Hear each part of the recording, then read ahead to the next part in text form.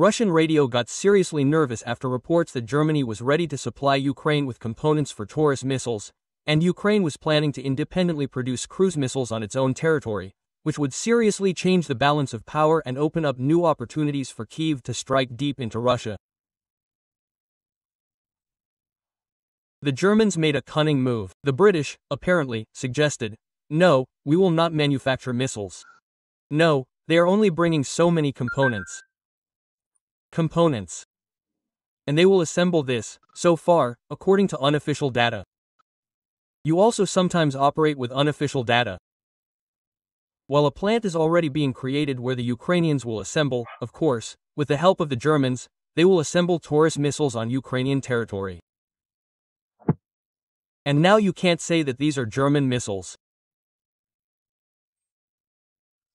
They simply sold, component parts, spare parts were sold, elements, systems, whatever you want. Well, and blocks. So how now, how will you prove it?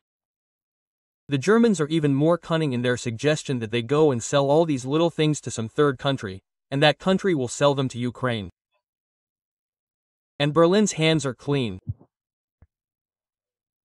But the presenter forestalled the patriotic cries of his listeners that these factories should simply be destroyed and there would be no problems.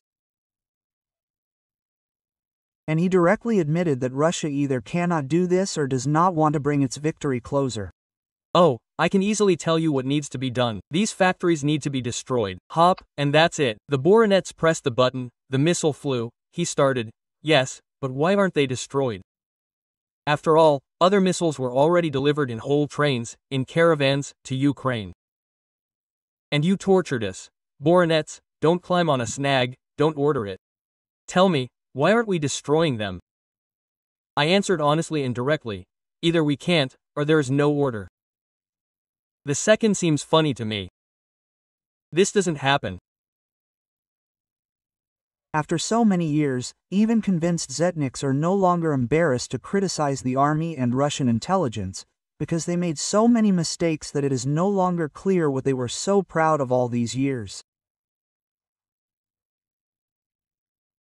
And now, according to the presenter, they are tearing their hair out from not understanding what is happening and their future fate. I have great respect for intelligence. I will talk someday, we can praise them. These are the most valiant people. To some extent, this is what intelligence is for me, sacred structure.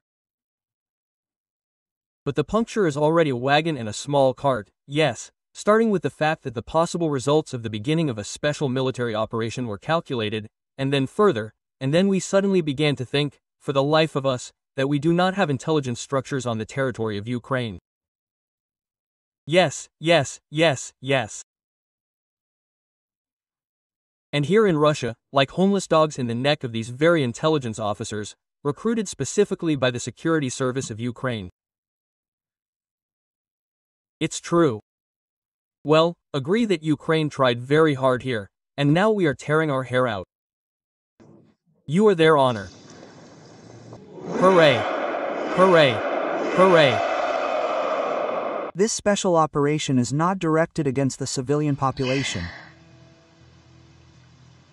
It does not pursue the goal of seizing the territory of the country. And our army did not come to seize, but to help. Don't. You think that Ukraine is still the ambitions, the unhealthy ambitions of one person in the Russian Federation? Regarding the regions that we consider ours, I consider the Russian and Ukrainian people to be one people. All of Ukraine is ours. Where the foot of a Russian soldier steps, that is ours. We have no goal to take the money, but I do not rule it out. The Russian and Ukrainian people are one people. In fact, in this sense, all of Ukraine is ours. If he used to say that they are a brotherly people, now lately he has been saying all the time that they are one people. What can I say? Putin's goal from the very beginning was all of Ukraine. That is why, on February 24, 2022, he marched in columns to Kyiv, Kharkiv and other cities clockwise all the way to Odessa. And if he did not reach Odessa, it was only because he was stopped near Nikolaev. They are not there. Why? Because they received it. That's all. And if he lost Kherson, it was only because he was driven out of there by Ukrainian troops, just as he was driven out of Kyiv, Chernikov, Sumy and Kharkiv. And where are they now? Kiev region. Perhaps the difference between then and now is that Putin was previously forced to disguise his intentions under some euphemisms, because he received resistance, including from Biden, no matter how insufficient the American aid provided to Ukraine was. And now he has become so bold that he does not consider it necessary to hide his intentions. He says, "We want everything, where we go, we will go there. We will take as much as we can. But we will not stop. We need all of Ukraine. We call it different things. We call it denazification. Try to achieve denazification if we do not have political control over this territory. We need demilitarization. Try to ensure militarization, that is, the absence of military power in a country that is independent, sovereign and has the support of NATO. This is impossible without establishing control over the entire territory. Not Lugansk and Donetsk will be ours, but all of Ukraine. And all of this is more than Lugansk and Donetsk. But there is a nuance. I want to take and I can take. These are different things.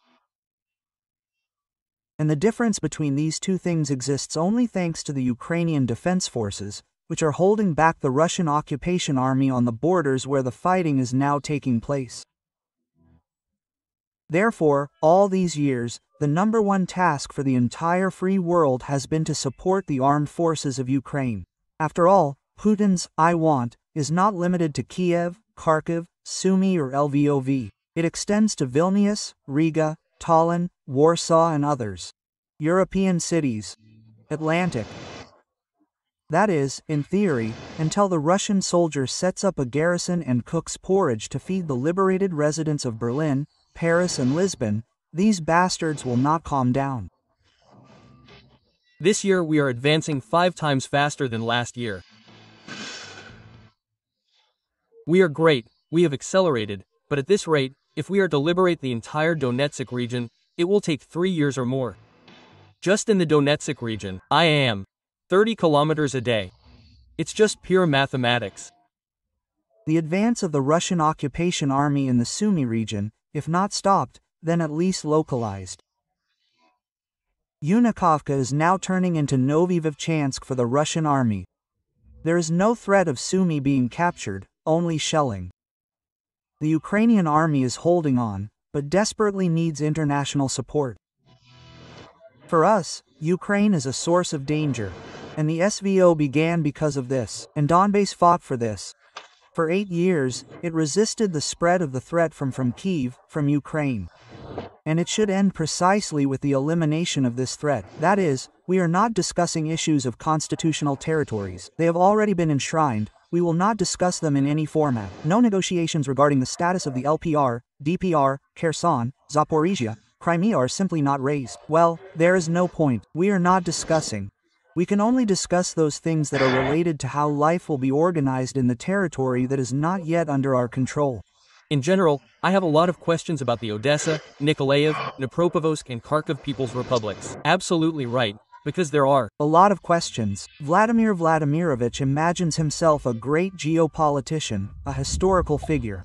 He is very concerned with the question of how to enter the history textbook. He is not concerned with the question of, the lack of warm toilets in the Tavera region, in schools. This is all nonsense. But geopolitics, this is his. Frankly, history knows a huge number of examples when at the head of the country a mentally ill person stood up.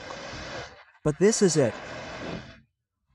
But history has experienced this, chewed it up and spat it out. And this will pass. I am a Russian, and I do not need foreign territories. I do not need Crimea, this is Ukraine. I do not need Donetsk and Lugansk. These territories also belong to Ukraine. I do not need the territory of Mariupol or other cities occupied by a criminal state. I do not understand why I should expand my borders if my country is dying out, degrading and overgrown with hogweed.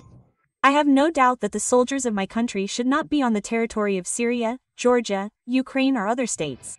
I did not give my permission for my contributions to be spent on missiles and shells that fly to foreign countries, killing hundreds of thousands of people like me. I have no idea how my compatriots even explain to themselves the need for wars and the need to seize foreign territories. How did they come to the conclusion that with weapons in hand can one bring love, kindness and freedom? How can one call occupation, murder, violence, torture and other crimes the Russian world? Today's Russia is a threat to the entire sane world.